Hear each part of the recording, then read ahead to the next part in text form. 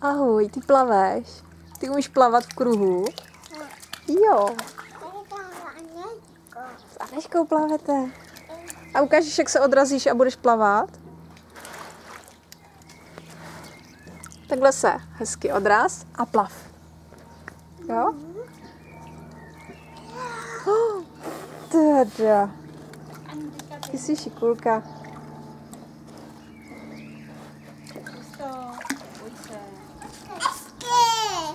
Hezky.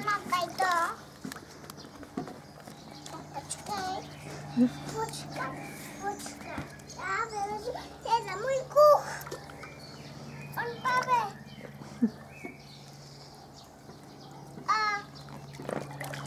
A myčky kuch. To není amičky kruh. To je buď babínky, anebo Aničky.